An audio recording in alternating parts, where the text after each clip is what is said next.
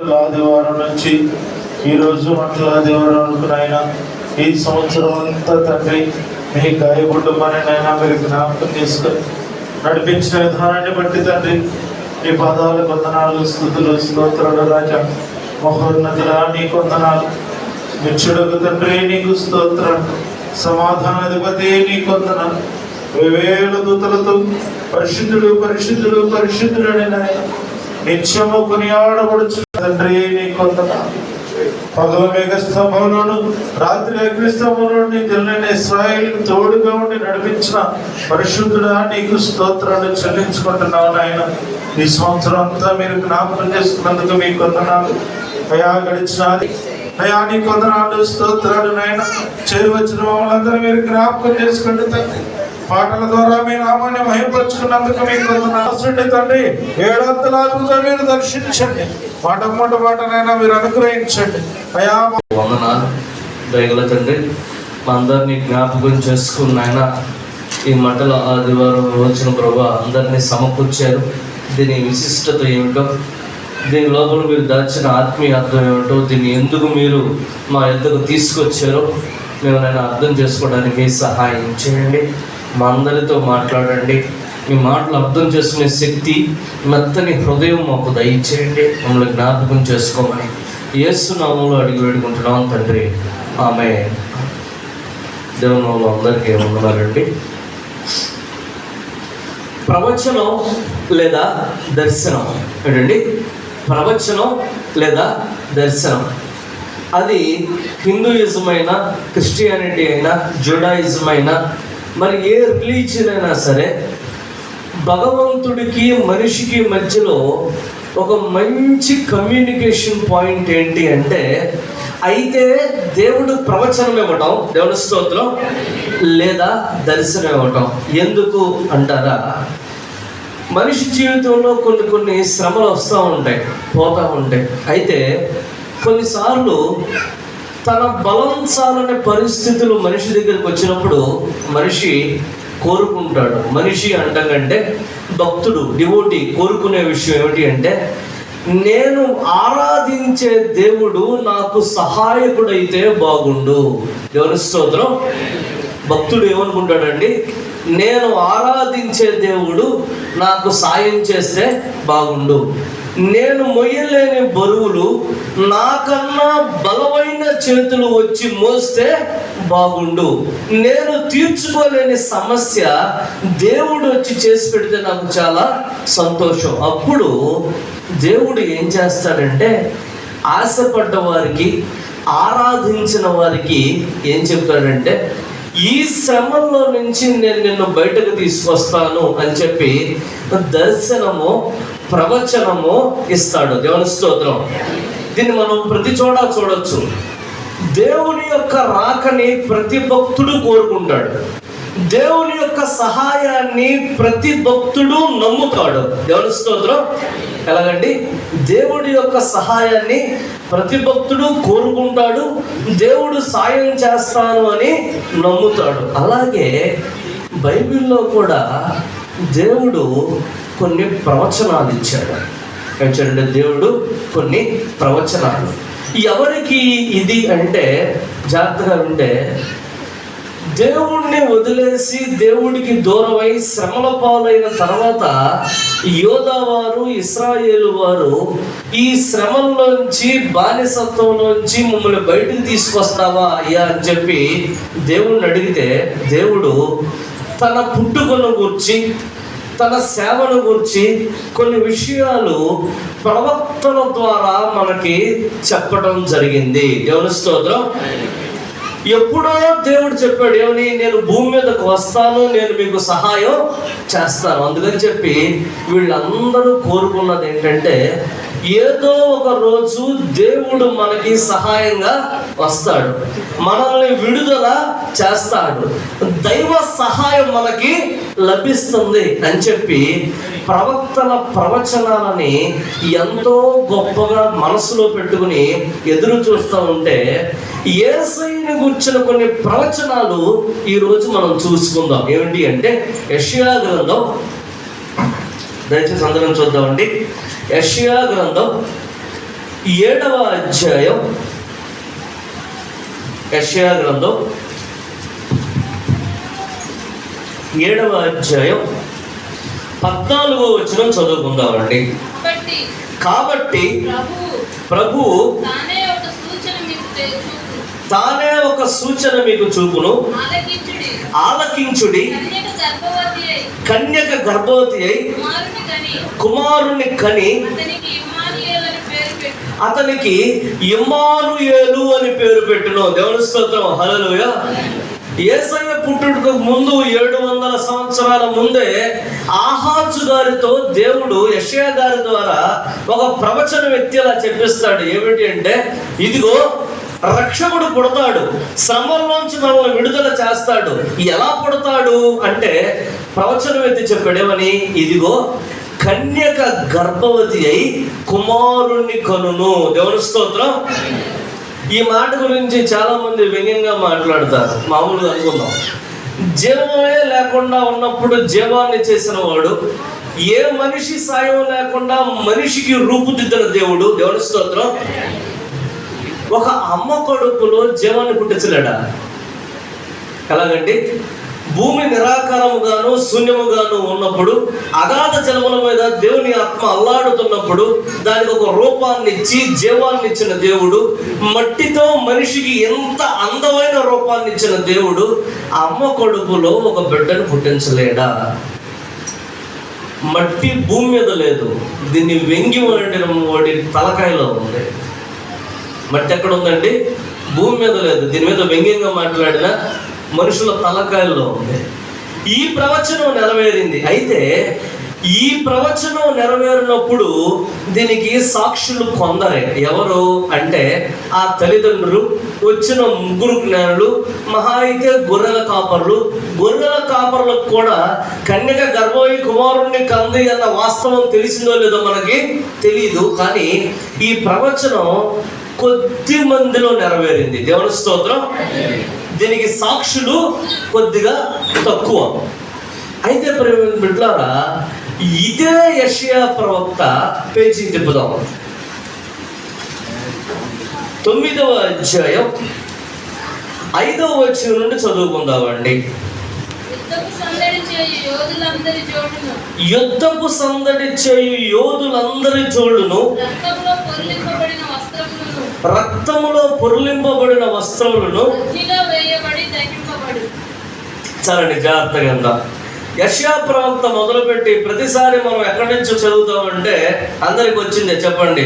ఏలైనగా మనకు శిశువు పుట్టెను, మనకు కుమారుడు అనుగ్రహించబడును, ఆయన భుజముల మీద రాజ్యభారములను, ఆశ్చర్యకరుడు, ఆలోచనకర్త, బలవంతుడైన దేవుడు, నిత్యుడగు తండ్రి, సమాధానకర్త, అధిపతి అతనికి పేరు పెట్టబడును. ఈ ఒక్క మాటే చదువుతాం, కానీ దాన్ని ముందు వచనం 5వ వచనం మాత్రం చాలా తక్కువ మంది చదువుతాం. ఏమిటి అంటే, యుద్ధపు సందడిచ్చే యోధులందరి జోళ్ళను, రక్తములో పొరులింపబడిన వస్త్రములను అగ్నిలో వేయబడి దహింపబడును. దేవుని స్తోత్రం. అసలు దేని గురించి మాట్లాడాడు అంటే, ఇప్పుడు 2వ ప్రవచనం యొక్క నెరవేర్పు గురించి చెబుతున్నాను. మొదటిది కొద్ది మందిలో జరిగింది. 2వది ఏంటంటే, యుద్ధం చేసే యోధుల జోళ్ళు, కత్తులు, వాళ్ళు వాడిన వస్తువులన్నీ అగ్నిలో వేయండి, రక్తంతో తడిసిన బట్టలు కూడా పారేయండి. అంటే యోధుల అవసరం కానీ రక్తం చెందిన బట్టల అవసరం కానీ అవసరం లేదంట. ఇద్దరి గురించి చెప్పారు అంటే మీరు గూగుల్ చేసినా ఈజీగా చదువుకోవచ్చు. యేసయ్య పుట్టే నాటికి జరిగింది ఏమిటి అంటే, రోమా సామ్రాజ్యం స్థాపించబడి క్రీస్తు పూర్వం 30వ సంవత్సరం నుండి కాదు, క్రీస్తు పూర్వం 26వ సంవత్సరం నుండి క్రీస్తు శకం 180వ సంవత్సరం వరకు రోమా సామ్రాజ్యం దిగ్విజయంగా పాలించింది. ఈ 200 సంవత్సరాలని ప్యాక్సో రోమనా లేదా ప్యాక్స్ రోమన్ అని అంటారు. దాని అర్థం ఏంటంటే ఏ పీస్ఫుల్ రోమన్, శాంతియుతమైన రోమా. అప్పుడు జరిగింది ఏంటంటే, ఒక 200 సంవత్సరాల పాటు కత్తి వాడుక లేదు. రోమా సామ్రాజ్యం అంతా శాంతి సమాధానాలతో ఉంది. దేవుని స్తోత్రం. చెప్పాడు, యేసయ్య పుట్టే నాటికి యోధుల అవసరం కానీ, కత్తుల అవసరం కానీ, రక్తం చిందిన బట్టల అవసరం కానీ ఆ కాలంలో ఉండదు. ఆ శాంతి స్థాపింపబడిన తర్వాత అప్పుడు చక్కగా రాశాడు అని, ఇదిగో మనకు శిశువు పుట్టెను, మనకు కుమారుడు అనుగ్రహింపబడెను. ఈ ప్రవచనం నెరవేర్పుకి ప్రపంచమంతా సాక్ష్యమే. దేవుని స్తోత్రం. రాశారు ఏమని? ఒక 180 సంవత్సరాల పాటు రోమా ప్రభుత్వంలో ఎలాంటి యుద్ధాలు లేవు, శాంతికరమైన జీవితం ఉంది, నెమ్మదికరమైన జీవితం ఉంది. ఆ పరిస్థితులన్నీ అక్కడ ఉన్నాయని చరిత్ర చక్కగా స్టాంప్ వేసి రాసింది. ఆ ప్రవచనం కొన్ని లక్షల మందిలో నెరవేరింది. అయితే ఈయన తర్వాత మరొక ఆయన దేవుడి ప్రవచనం ఎత్తి చెప్పాడు. దేవుని స్తోత్రం. ఏమని అంటే, జకర్యా గ్రంథం 9వ అధ్యాయం. ఈరోజు కొద్దిగా రిఫరెన్స్ చూడాలి, కష్టపడండి. జకర్యా గ్రంథం 9వ అధ్యాయం.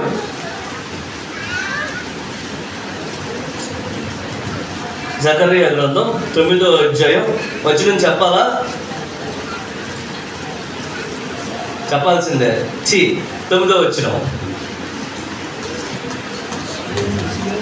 చదవండి. ఎక్కడ? సియోను నివాసులారా బహుగా సంతోషించుడి, యెరూషలేము నివాసులారా ఉల్లాసముగా ఉండుడి. మీ రాజు రక్షణ గలవాడును, దీనుడునై గాడిద పిల్లలు ఎక్కి మీ యొద్దకు వచ్చుచున్నాడు. ఆమేన్. చదువు జాగ్రత్తగా ఉందండి. జకర్యా ప్రవక్త యెరూషలేముకి, సియోను వాసులకి మెస్సయ్య రాక గురించి ఒక క్లూ చెప్పాడు. ఏమిటంటే, నీతిపరుడు, సాత్వికుడు, దీనుడు అయిన మీ రాజు గాడిద పిల్లనెక్కి మీ యెరూషలేముకి వస్తాడు. దేవుని స్తోత్రం. చేతులు ఎత్తండి, చేతులు. అసలు ర్యాలీకి తెప్పాల్సింది సండే స్కూల్ పిల్లలు కాదు, పసిపిల్లలు ప్రాణాలు తీశారు. మిమ్మల్ని తెప్పాలి. వాస్తవంగా తిరగాల్సింది ఎవరు? అదే బాబురాములు వచ్చారు అంట. Thank you uncle. ర్యాలీ తిరగాల్సింది ఎవరో? మనం. కాకపోతే పిల్లలు తిరిగారు. సరే, ఇప్పుడు దేవుని బిడ్డలారా ఒక గుర్తు చెప్పాడు. యేసయ్య కన్యక గర్భంలో పుట్టి మొదటి ప్రవచనాన్ని నెరవేర్చారు. దేవుని స్తోత్రం. 2, సమాధానం కలిగిన సమయంలో, నీతి కలిగిన సమయంలో, నెమ్మది కలిగిన సమయంలో రోమా సామ్రాజ్యం దగ్గర జన్మించారు. అది కూడా జరిగిపోయింది.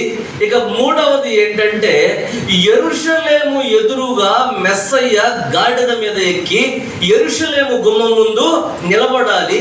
అది చూసి సియోను వాసులు, యెరూషలేము వాసులు సంతోషపడాలి, ఉత్సాహపడాలి. ఆ ప్రవచనం యొక్క నెరవేర్పు జరగాలి. అది ఈ రోజు మనం చదువుకున్నాం. మత్తయి సువార్త 21వ అధ్యాయం. మత్తయి సువార్త 21వ అధ్యాయం మొదటి నుంచి చదువుకుందామండి. తరువాత యెరూషలేమునకు సమీపించి ఒలీవ చెట్ల కొండ దగ్గరనున్న బేత్పగేకు వచ్చినప్పుడు యేసు తన శిష్యుల్లో ఇద్దరిని చూసి మీ ఎదుట ఉన్న గ్రామమునకు వెళ్ళుడి. వెళ్ళగానే కట్టబడి ఉన్న ఒక గాడిదయు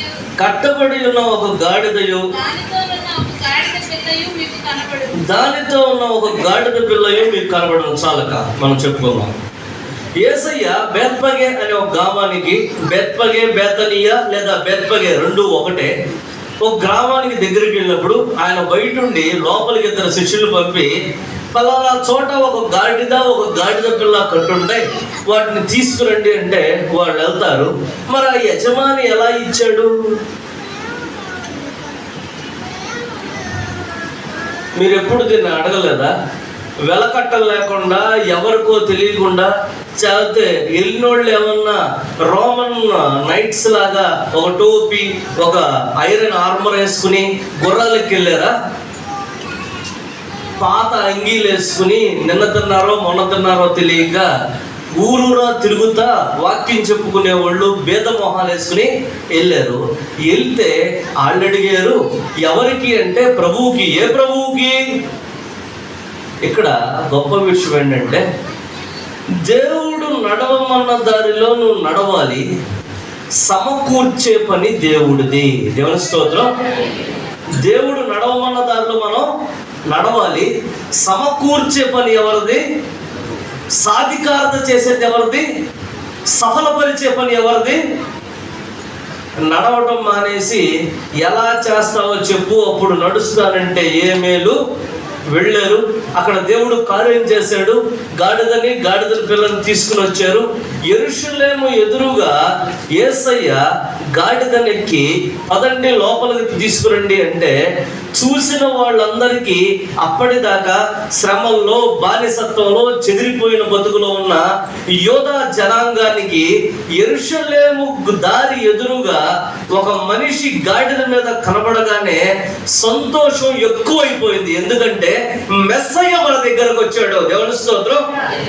అందుకని చెప్పి ఇదిగో చక్కగా అన్నారు, దావీదు కుమారునికి ప్రభువు పేరిట వచ్చువాడు సర్వోన్నతమైన స్థలములలో అని కేకలైట్ మొదలు పెట్టారు. ఇది ఒక చారిత్రాత్మక సంఘటన. ఎందుకంటే యెరూషలేము మొత్తానికి వార్త వెళ్ళింది. ఏమిటి అంటే, ఒకడు, ఇలా అనకూడదు కానీ చెప్పాలి, గాడిదనెక్కి యెరూషలేము గుమ్మం ముందు నిలబడ్డాడు, అతనే మెస్సయ్య అని చెప్పి అందరూ ఉంటే మీకు రావచ్చు డౌట్, అసలు గాడిదని ఎందుకు తీసుకొచ్చారు? గాడిద అవసరం ఏమిటి అంటే, మన ముందు ఉన్న రాజులందరూ ఇక్కడ ఈ విశిష్టతను గమనించాలి. గుర్రాల మీద, ఏనుగు అంబారీల మీద, రథాల మీద రాజసంతో, అధికార కాంక్షతో, హింసతో, రాజకీయంతో వస్తే, యూదుల రాజు మాత్రం దీనుడిగా, సాత్వికుడిగా, రాజ్య కాంక్ష కాకుండా రాజ్యాన్ని బాగు చేసుకునేవాడిగా చరిత్రలోకి వచ్చాడు. దేవుని స్తోత్రం. మామూలుగా మనం చరిత్రని ఎలా రాస్తారు అంటే, ఎగ్జాంపుల్ చెప్తున్నాను. అశోకుడు చెట్లు నాటెను, ఇది మన మైండ్లో ఉండే ఒక స్టాండర్డ్ స్టేట్మెంట్. ఎన్ని యుద్ధాలు, ఎన్ని ప్రాణాలు పోయిన తర్వాత ఇసిగిపోయి చెట్ల దగ్గరకు వచ్చాడు? ఇది ఎప్పుడు ఆలోచించలేదా? ఎన్నో యుద్ధాలు చేసి ప్రాణాలు పోయి రక్తం ఏరులై పారితే ఆ హింస తన కళ్ళతో చూసి ఏడిచి అప్పుడు దీనిలోకి వచ్చాడు తప్పితే చరిత్ర ఖచ్చితంగా మనకు రాయబడాలి. అంటే మన దేవుని బిడ్డలారా, ఇక్కడ మనం చూస్తే యేసయ్య గాడిద మీద ఎక్కి యెరూషలేము గుమ్మం ముందు నిలబడ్డాడు. అందరూ మెస్సయ్యకి జై, యేసుకు జై అని చెప్పి, ఈయన ఎవరు అంటే నజరేతు ఊరివాడైన యేసు ఈరోజు మెస్సయ్యలాగా మన దగ్గరికి. వీళ్ళందరూ అనుకున్నారు ఒక బంగారపు రథం మీద గుర్రాలతో సైన్యంతో వస్తాడు అనుకుంటే, మన రాజు ఎలా వచ్చాడంటే జాగ్రత్తగా అంటే, కుంటివారిని, గుడ్డివారిని స్వస్థపరుచుకుంటూ, పడిపోయిన వాళ్ళని లేవనెత్తుకుంటూ, దయ్యాలు పట్టిన వాళ్ళని విడిపించుకుంటూ, అందరికీ మేలు చేసుకుంటా వచ్చాడు అక్కడికి. దేవుని స్తోత్రం. వచ్చి మేలు చేయలా, మేలు చేసి రాజులాగా వచ్చాడు. వీళ్ళకేం అర్థం కావటం లేదు. అయితే దేవుడిట్లారా, ఎన్నెన్నో జరుగుతూ ఉంటాయి, అన్నిటినీ అందరూ గమనించలేరు. ఎన్నెన్నో జరుగుతూ ఉంటాయి, అన్నిటినీ అందరూ గమనించలేరు. మత్తయి గారు జరిగిన విషయాన్ని రాస్తే అక్కడ జరిగిన కొన్ని విషయాలని లూకా గారు ప్రస్తావించారు. చూద్దామండి. లూకా సువార్త 19వ అధ్యాయం.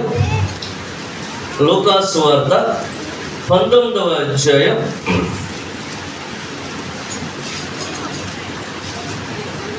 39వ వచనం నుండి చదువుకుందామండి. ఆ సమూహంలో ఉన్న కొందరు పరిసయ్యులు, నీ శిష్యులను గద్దింపమని ఆయనతో చెప్పగా, ఆయన వారిని చూచి వీరు ఊరక ఉండిన ఎడల ఈ రాళ్ళు కేకలు వేయనని మీతో చెప్పుచున్నానని ఆయన చాలండి. జాగ్రత్తగా వెళ్తాం.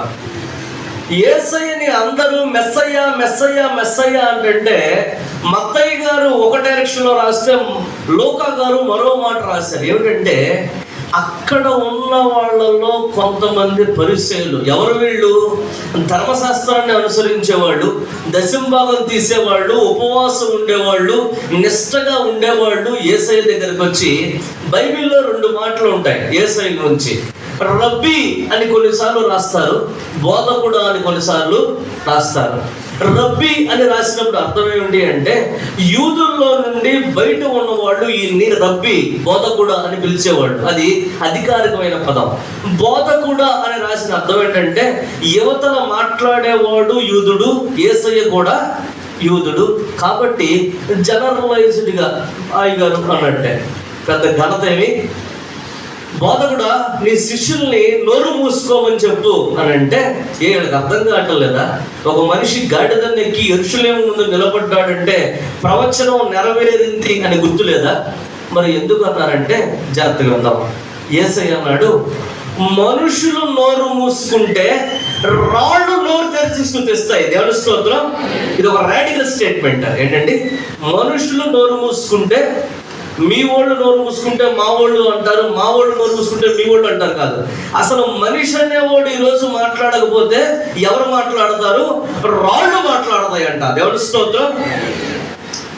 మన ప్రజాకవి గోరెడ్డి వెంకన్న గారు జైబోలో జైబోలో అమరవీరులకు జైబోలో అనే ఒక పాటలో అంటాడు,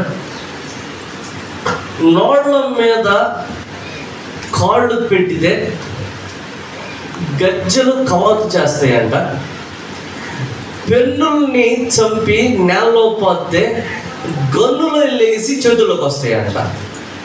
ఏంటంటే ఆ ఎదవ యూట్యూబ్ రూల్స్, ఆ బెండకాయ వంకాయ చూడకుండా కొద్దిగా విప్లవం నేర్చుకోండి.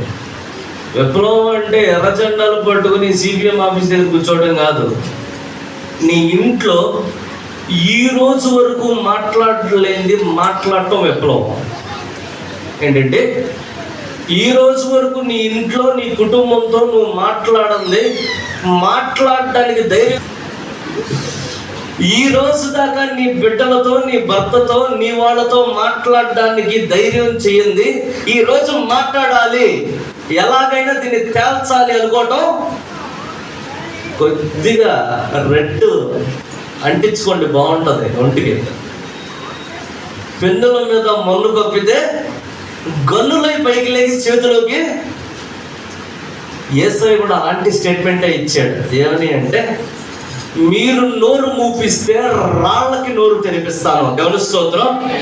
ఈ రోజు ఎవరైనా సరే యేసు నామాన్ని పొగడాల్సిందే అంట. ఆడని దాటెళ్ళి చూద్దామండి, ఆ కింద చదువుదాం. 41వ వచనం చదువుకుందామండి. ఆయన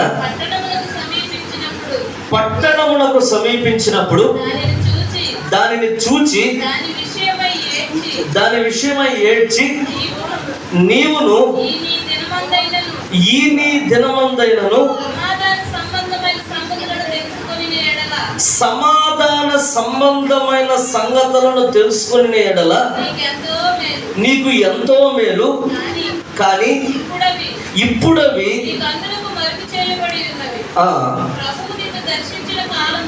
ప్రభువు నిన్ను దర్శించిన కాలము నీవు ఎరుగకుంటివి. చాలా జాగ్రత్తగా ఉందా అంటే, యెరూషలేము ముందు రాజుగా వెళ్ళిన యేసయ్య యెరూషలేమును చూసి ఏడ్చి అన్నాడు, నా రాక నీకు అర్థం కాలేదు, అది నాకు చాలా బాధగా ఉంది. మట్టలాది వారం రోజు మాట్లాడుకోవాల్సిన మాట ఏంటంటే, హోసన్నా జయమని కాదు, దావీదు కుమారుని జయమని కాదు. అసలు మాట్లాడుకోవాల్సిన సందర్భం, యెరూషలేము ముందుకి రాజుగా వచ్చిన యేసయ్య తన రాజ్యంలోకి అడుగు పెట్టకుండా తన ప్రజలను చూసి ఏడిసి అంటాడు, నా రాక నీకు ఎందుకు అన్నాడంటే, అన్ని ప్రవచనాలు నెరవేరినాయి కానీ ఒక్క ప్రవచనం నెరవేరలా. ఏంటండి? అన్ని ప్రవచనాలు నెరవేరినాయి, ఒక్క ప్రవచనం. ఎందుకంటే ఆయన చేతుల్లో ఉన్న అన్ని ప్రవచనాలు ఆయన మనకి సిద్ధం చేశాడు. దేవుని స్తోత్రం. మన చేతుల్లో ఒక్క ప్రవచనం వదిలేయడం. ఏంటండి? ఆయన చేతుల్లో ఉన్న వాటిని అన్నింటినీ ఆయన నెరవేర్పు చేశాడు, ఒక్క ప్రవచనం మాత్రమే వదిలేడు. ఏమిటి అంటే చూద్దామండి. యోబు గ్రంథం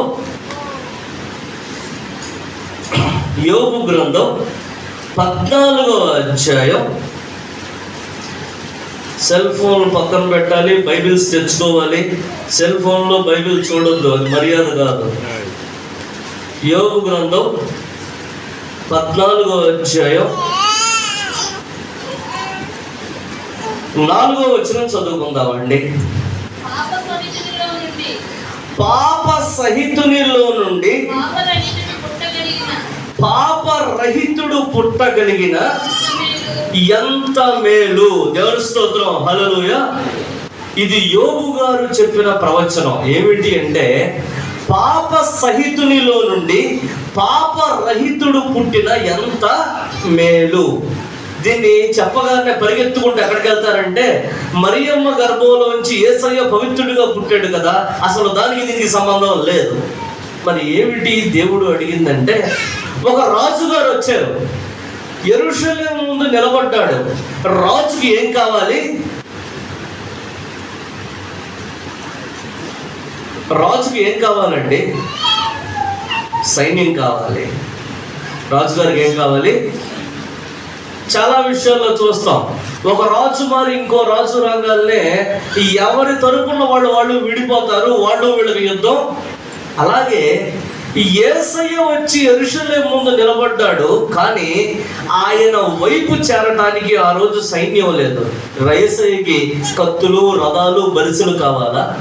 ఎవరైనా దీనుడై వచ్చిన రాజు, దేవుని స్తోత్రం, సాత్వికుడై వచ్చిన రాజు తనను తాను తగ్గించుకుని తన ప్రజల యొద్దకు వచ్చి వస్తా అన్నాడు. నా దగ్గర స్వస్థత ఉంది అన్నాడు. దేవుని స్తోత్రం. నా దగ్గర విడుదల ఉంది అన్నాడు. నా దగ్గర విమోచన ఉంది అన్నాడు. తనకు ఎదురుపడిన వాళ్ళకి స్వస్థత, విమోచన, విడుదల ఇచ్చుకుంటూ వచ్చి చివరికి తన ఊరు వచ్చేసరికి జేజేలు కొట్టేవాళ్ళు ఉన్నారు, కానీ తనకి సైన్యం లేకుండా పోయింది. ఇంతకీ ఎవరి సైన్యం? ఒకరోజు ఒక రాత్రి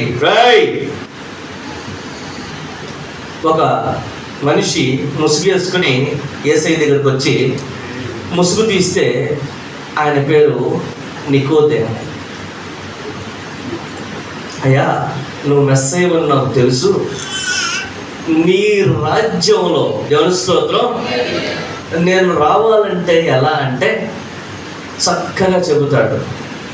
నీటి మూలముగా ఆత్మ మూలముగా జనిస్తే గాని ఎవడు దేవుని రాజ్యంలో సమీపించలేడు. దేవుని స్తోత్రం. ఆ రోజు యెరూషలేము ముందు నిలబడ్డాడు యేసయ్య. ఈ రోజు ప్రతి మనిషి ముందు నిలబడి అడుగుతున్నాడు. ఏమిటి అంటే, నీ హృదయం అనే యెరూషలేము ముందు నేను ఒంటరిగా నిలబడ్డాను, నాకు సైన్యం కావాలి, నాకు కుటుంబం కావాలి. మరి ఏమిటి అంటే, ఆయన సైన్యంలో చేరడానికి ఒకే ఒక్క దారి, ఆయన రాజ్యంలోకి వెళ్ళడానికి ఉన్న దారి ఏంటంటే తండ్రి, కుమార, పరిశుద్ధాత్మ నామంలో నీటి బాప్తిసం తీసుకోవటం. దేవుని స్తోత్రం. చేరతావా ఆయన సైన్యంలో? మీ కుటుంబంలో ఎవరైనా ఇంకా దేవుని సైన్యంలో చేరకుండా ఉన్నారా? చిన్న ఎగ్జాంపుల్ చెప్తాను, జాగ్రత్తగా అంటే, మా అమ్మ నాకు ఒక మామిడికి మొక్క ఇచ్చింది. దాన్ని 2 రోజులు పట్టించుకోవాలి.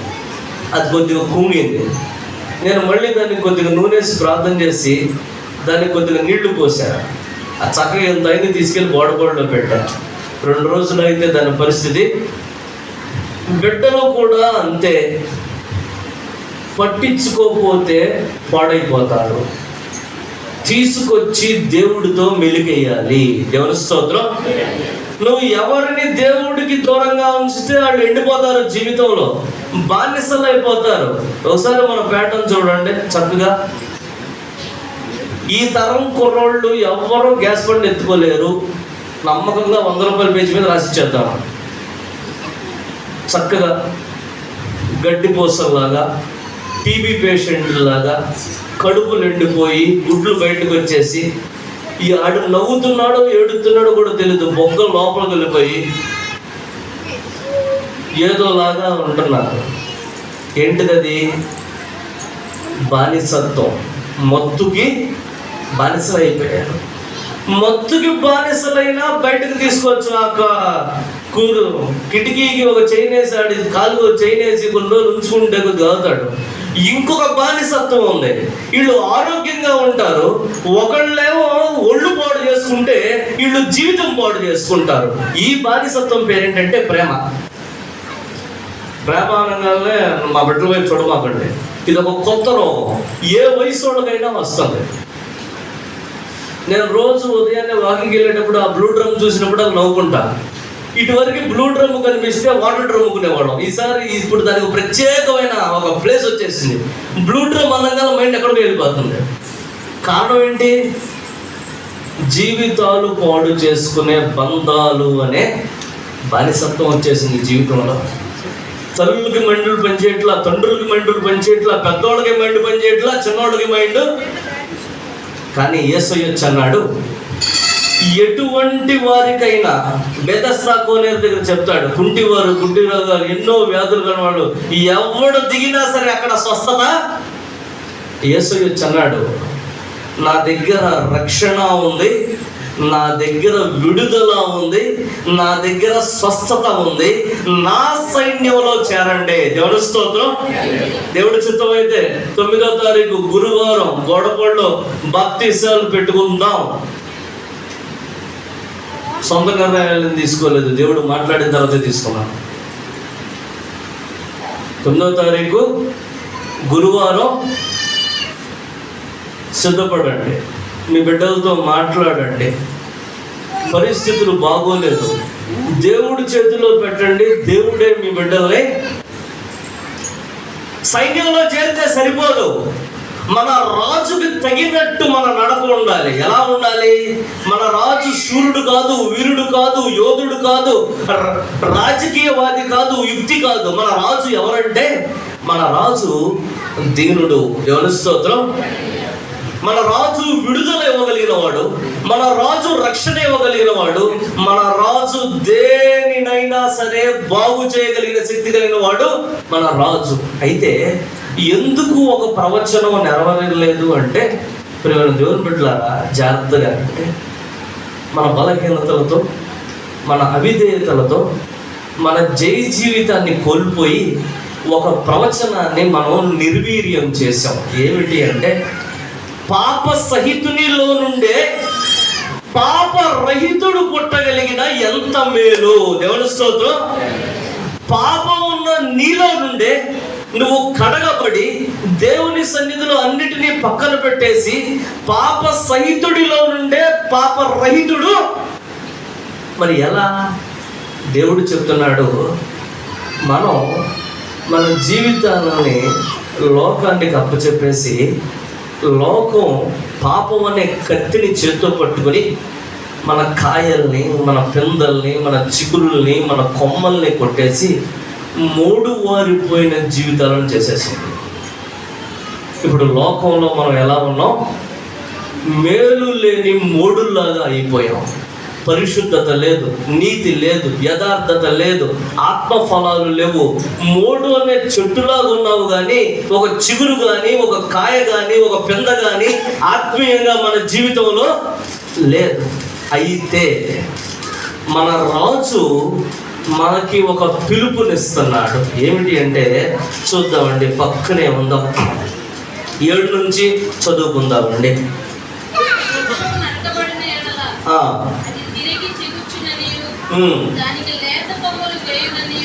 లేత కొమ్మలు వేయుననియు నమ్మకము కలదు. దాని వేరు భూమిలో పాతదైపోయినను, దాని అడుగు మొద్దు మంటిలో చీకిపోయినను, నీటి వాసన మాత్రము చేత చాలండి, జాగ్రత్తగా విందాం. నేను చెప్పేది ఒకసారి మనస్సులో ఒక బొమ్మలాగా ఆలోచించుకోండి. ఒక మంచి చెట్టు లాంటి జీవితం బలహీనతలకి, వ్యసనాలకి లోబడిపోయి, బానిసత్వంలోకి వెళ్ళిపోయి, పాపం చేతిలో చిక్కి నరకబడి మొద్దయి చిక్కిపోతా ఉంటే పైన ఉన్న ప్రపంచానికి అంతా అది ఎండిపోయిన మొద్దులాగా కనిపిస్తుంటే భూమి పొరల్లోంచి జీవధారలాగా వాక్యం అనే యేసయ్య వచ్చి ఎవరు కనపడకుండా కింద నుంచి నీకు బలం ఇస్తున్నాడు. దేవుని స్తోత్రం. జీవితాలు బాగు చేసుకోవటం కుదరదు అని లోకం చెబుతుంటే నీ వేరుల్లోంచి యేసయ్య ప్రతిధ్వనిస్తున్నాడు, నేను చేసి పెడతాను. దేవుని స్తోత్రం. కాబట్టి దేవుని బిడ్డలారా, ఈరోజు మన రాజు మన గుమ్మం ముందు నిలబడ్డాడు. ఆయన బాధపడుతున్న విషయం ఏంటంటే ఆయన వెనకాల చేరడానికి ఆ రోజు ఎవరు లేరు. కానీ ఈరోజు మనకు అంత అర్థమయ్యేలాగా చెబుతున్నాడు. ఆయనకి పరిశుద్ధుల సైన్యం కావాలి. ఏం కావాలి? పాప సహితుడే తన పాపాలు కడుక్కొని, తన అవిధేయతలు ఒప్పుకొని, తన బట్టలు యేసు రక్తంలో ఉతుక్కొని రక్షణ పొందాలి. దేవుని స్తోత్రం. చేరితే సరిపోదు. ఇక్కడ భూమి మీద ఆయన సన్నిహితులుగా, ఆయన స్నేహితులుగా నడవాలి. ఎలాగా? ఆయనలో దీనత్వం ఉంది, నువ్వు దీనుడుగానే ఉండాలి. ఆయనలో సాత్వికం ఉంది, నువ్వు సాత్వికుడుగానే ఉండాలి. ఆయనలో యథార్థత ఉంది, నువ్వు కూడా యథార్థుడిగానే ఉండాలి. ఆయనలో నీతి ఉంది, నువ్వు కూడా నీతిగానే. ఆ రోజు ప్రవచనం నెరవేరలేదు అని వాళ్ళ కఠినత్వాన్ని బట్టి యేసయ్య ఏడ్చాడు. ఈరోజు మన పరిస్థితి కూడా అంతే. నువ్వు రక్షణ పొందలేదా? దేవుడి కన్నీళ్ళకి నీవే కారణం. నువ్వు సరిగ్గా నడవట్లేదా? నీ వల్ల దేవుడు చింతిస్తున్నాడు. నువ్వు దేవుడితో సరిగ్గా నడవలేని క్రమంలో నీ జీవితాన్ని లోకం ఎలా చేయాలంటే అలా నాశనం చేయగలదు. అయితే వాక్యమైన యేసయ్య ఎండిపోయిన వాటిని కూడా తిరిగి. కాబట్టి దేవునిలారా, మారు మనసు పొందని వాళ్ళు ఈరోజు మారు మనసు పొందాలి. దేవుని స్తోత్రం. మారు మనసు పొంది రక్షణ అనుభవం ఉన్న వాళ్ళు ఆయన సైన్యంలో ఉన్న వాళ్ళకు లాగా క్రమశిక్షణతో భక్తిని ముందుకి నడిపించుకోవాలి. ఏదైనా ఇబ్బంది వచ్చిందనుకో, బాగు చేయటానికి వైద్యుడు ఆయనే, స్వస్థపరిచేవాడు ఆయనే, విడుదల ఇచ్చేవాడు ఆయనే, విమోచించేవాడు ఆయనే, పాలించేవాడు కూడా.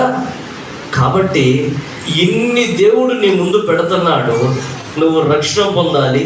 రక్షణ పొందిన ప్రతి మనిషి ఆయన వెనకాల దీనుడిగా, సాత్వికుడిగా జీవితాన్ని ముందుకి సాగించాలి. ప్రార్థన చేసుకుందాం.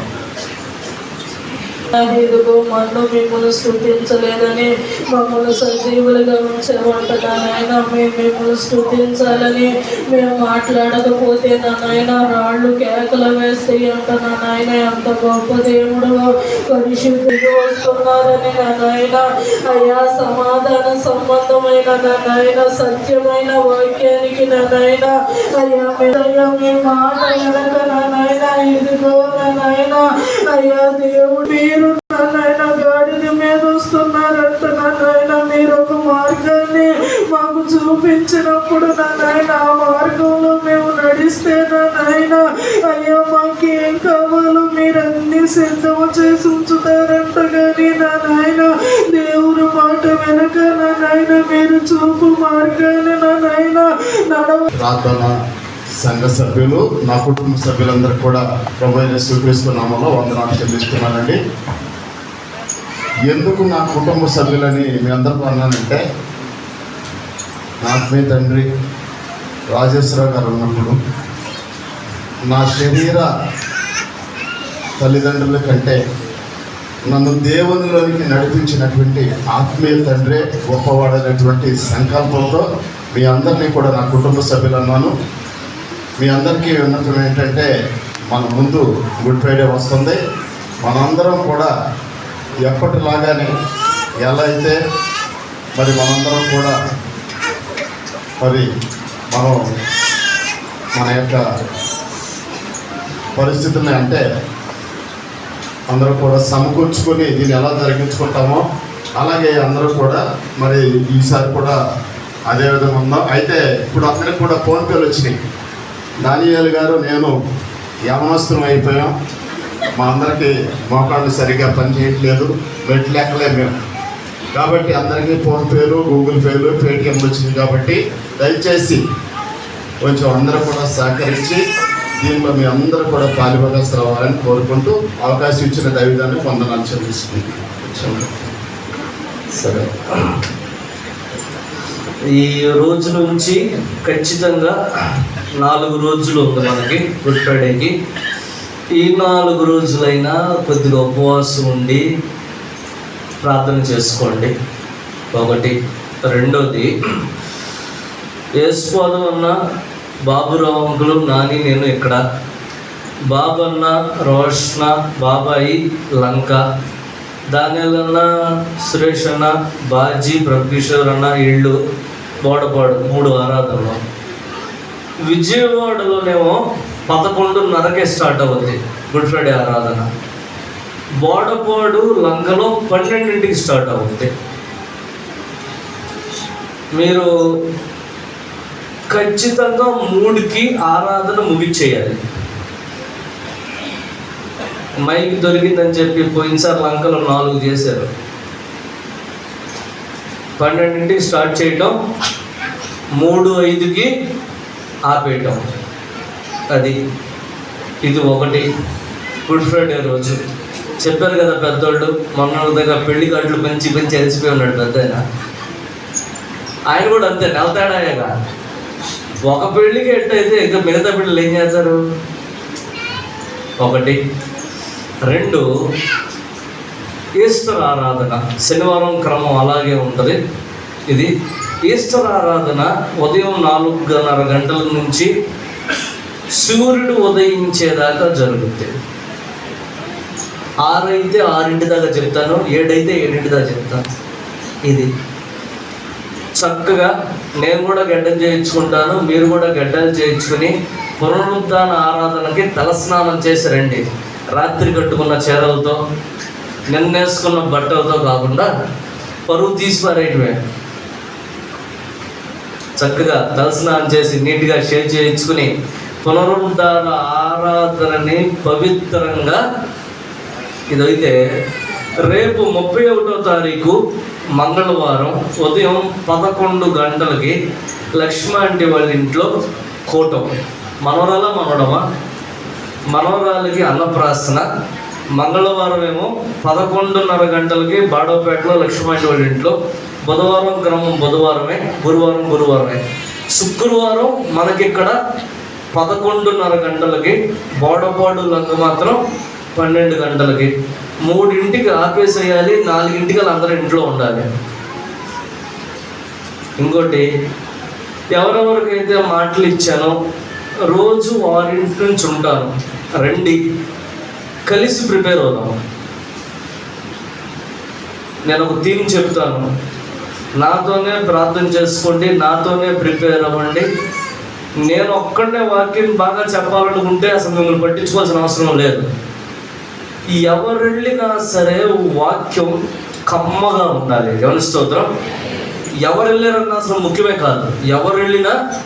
కాబట్టి రండి, 6 నుంచి ఉంటాను. కష్టపడితేనే దేవుడు ఫలితం ఇస్తాడు. ఇక ఈస్టర్ రోజు ఉదయం 4:30 గంటలకి చెప్పాగా, చక్కగా తలస్నానం చేసి రాత్రి వేసుకున్న బట్టలతో కాకుండా క్లీన్ షేవ్ చేయించుకుని చక్కగా పరిశుద్ధంగా ఆరాధనకి రండి. ఇక ముఖ్యమైన విషయం ఏంటి అంటే 9వ తారీఖు బాప్తీసాలు. నేను ప్రార్థన చేస్తున్నాను, మీరు మీ కుటుంబంతో మాట్లాడుతున్నారా? మీరు మీ కుటుంబంతో మాట్లాడుతున్నారా? మాట్లాడండి. రేపు నాకు పేర్లు ఇవ్వండి, సరేనా? ప్రార్థన చేసుకుందాం. మర్చిపోయాను, క్షమించాలి. ఈస్టర్ రోజు మొదటి ఆదివారం బల్ల ఉండదు. 9వ తారీఖున పిల్లలకి బాప్తిసాలు ఇచ్చిన తర్వాత వాళ్ళ కోసం కొద్దిగా మార్చాను. 2వ వారం అందరం కలిసి బల్ల తీసుకుందాం. ఓకేనా? ప్రార్థన చేసుకుందాం. దయగలిగిన తండ్రి, కృప కలిగిన దేవ, మీకు వందనాలు తెలియజేసుకుంటున్నాను నాయన. అయ్యా, సంవత్సరానికి ఒక్క మారు నాయన ఇచ్చే ఆదివారం తండ్రి, మా అందరినీ మీ సన్నిధిలో సంతోషంగా ఉన్నాయన జరుపుకోవడానికి ఇచ్చిన అవకాశాన్ని బట్టి వందనాలు తండ్రి. నిజమేనైనా మీ రాక గురించి ఎన్నో ప్రవచనాలు వచ్చినాయి నాయన. నేను యెషయా ప్రవక్త మాట్లాడారు, ఇదిగో కన్యక గర్భవతి కుమారుడు కన్ను, అతనికి ఇమ్మానుయేలు అని పేరు పెట్టుతున్నాను నాన్న. అది జరిగించారు, మీకు వందనాలు. యుద్ధపు సందడి చేయు యోధుల జోళ్ళు అగ్గిలో పారవేయుడి అని సమాధాన కాలంలో రక్షకుడు పుడతాడు అన్నారు, అది కూడా నెరవేర్చారు, మీకు వందనాలు నాయన. జకరియా ప్రవక్త మాట్లాడినట్టు తండ్రి, ఇదిగో సియోని కుమారి ఆనందించుడి, యెరూషలేము వాసులారా ఉల్లసించుడి, నీ రాజు భారవాహిక వాహనమైన గాడిద నీకు వచ్చుతున్నాడు, సాత్వికుడు నీతిపరుడునై వచ్చుచున్నాడు అని చెప్పి మీరు మాట్లాడారు. అయ్యా, మీరు యెరూషలేము ముందుకి నాయన మనిషిలాగా వచ్చి గాడిద మీద నాయన ఉండి, ఇదిగో నేనే నిజమైన మెస్సయ్యని అని చెప్పిన ఆయన మీ వైపు నుండి ప్రవచనాలు నెరవేర్చారు. కానీ మా వైపు నుండి నాయన ఒక ప్రవచనం నెరవేరలేదయ్యా. ఏమిటంటే, పాప సహితునిలో నుండి పాపరహితుడు పుట్టగలిగిన ఎంత మేలు అన్నమాట. నిజమే తండ్రి, మేము పాపంలో ఉన్న మమ్మల్ని మేము కడుక్కుని పరిశుద్ధంగా మీ సైన్యంలో చేరాలని మీరు కోరుకున్నారు. అయ్యా, ఆ రోజు మీరు ఒంటరిగా ఉన్నారు, కానీ ఈ రోజునైనా మీరు వాక్యం ద్వారా మాట్లాడుతున్నారు, ప్రతి మనిషితోనూ మాట్లాడుతున్నారు. ప్రవచనాల నెరవేర్పు మాకు అర్థమవుతుంది తండ్రి. అయ్యా, జ్ఞాపకం చేసుకోండి. బాప్తిసం తీసుకొని వాళ్ళు ఉంటే మాట్లాడండి. అయ్యా, నీటితో బాప్తిసం తీసుకుని పరిశుద్ధుల సహవాసంలో చేరడానికి సహాయం దయచేయండి. బాప్తిసం తీసుకున్న మేము నాయన నీతితో, యథార్థతతో, దీనమనస్సుతో, సాత్వికంతో మీలాగా మీ సైన్యంగా ఉండడానికి సహాయం చేయండి. ఈరోజు వచ్చిన ప్రతి బిడ్డని జ్ఞాపకం చేసుకోండి తండ్రి. మంగళవారం అయినా లక్ష్మాంటి వాళ్ళ ఇంట్లో మనవరాలనైనా అన్నప్రాసన జ్ఞాపకం చేసుకోండి. ఈ 4 రోజులు ఉపవాస ప్రార్థనలు జరుగుతాయి. శుక్రవారం అయినా బిడ్డల్ని ఒక్కొక్క చోటికి పంపించాను. ఆశీర్వాదకరంగా వారు మాట్లాడడానికి సహాయం చేయండి. మీ కృప దయచేయండి, మీ సన్నిధి దయచేయండి, మీ పరిశుద్ధాత్మ శక్తి వారితో పాటు ఉంచండి. అలాగేనైనా ఆదివారం పునరుద్ధాన ఆరాధన. అయ్యా, నిజమే తండ్రి, మీరు పరిశుద్ధులుగానైనా పునరుజ్జీవాన్ని తీసుకుని ప్రభా మరణాన్ని గెలిచి సజీవులుగా వచ్చారు. మేము కూడా నాయన నీ పునరుద్ధాన ఆరాధనలో పరిశుద్ధంగా మేము కూడా సంతోషంగా సంఘంగా కలవడానికి సహాయం చేయండి. విజయవాడ, బోడపాడు, లంక నాయన 3 చోట్ల గుడ్ ఫ్రైడే ఆరాధన, ఈస్టర్ ఆరాధన బలంగా జరగడానికి సహాయం చేయండి. అలాగే నాయన 9వ తారీఖు నాయన అయ్యా బిడ్డలు బాప్తిసాలు ప్రకటించాం తండ్రి. బిడ్డల్ని సమకూర్చండి, బిడ్డలతో మాట్లాడండి, వారి మనస్సును మార్చండి. వాగ్దానం కోసం ప్రార్థన చేసుకునే ప్రతి బిడ్డని క్షమించి రక్షణ ఆనందం వారికి కలగచేయండి. అలాగేనైనా 1, 2, 3 తారీఖులైనా నెల మొదటి రోజు మేమందరం కూడుకున్నైనా ఈ నెలంతా మమ్మల్ని ఎలా నడిపిస్తావయ్యా అని అడుగుతాం తండ్రి. మాకునైనా మంచి వాగ్దానం దయచేయండి, జ్ఞాపకం చేసుకోమని యేసు నామములో అడిగి వేడుకుంటున్నాం తండ్రి, ఆమేన్. పరలోకమందున్న మా తండ్రి, నీ నామం పరిశుద్ధపరచబడును గాక, మీ రాజ్యం మాకు వచ్చును గాక, మీ చిత్తం పరలోకమందు నెరవేరినట్లు భూమి యందును నెరవేరును గాక. మా అనుదిన ఆహారం నేడు మాకు దయచేయండి. మా ఇళ్ళ అపరాధం చేసిన వారిని క్షమించగలన దయతో మా అపరాధాలు క్షమించండి. శోధనలో తెగ కీడించి తప్పించండి. రాజ్యం, శక్తి, మహిమ నిరంతరం మీరై ఉన్నారు తండ్రి, ఆమేన్. యేసు రక్తమే జయం, సిలువ రక్తమే జయం, అపవాదికులంత నాశనం. ప్రభు యేసు రక్తానికి సంపూర్ణ విజయం కలుగును గాక, ఆమేన్. మన తండ్రి అయిన దేవుని ప్రేమయు, కుమారుడైన యేసుక్రీస్తు కృపయు, పరిశుద్ధాత్మ అన్యోన్య సహవాసము సదాకాలం మనకు కలుగును గాక, ఆమేన్. అందరికీ వందనాలండి.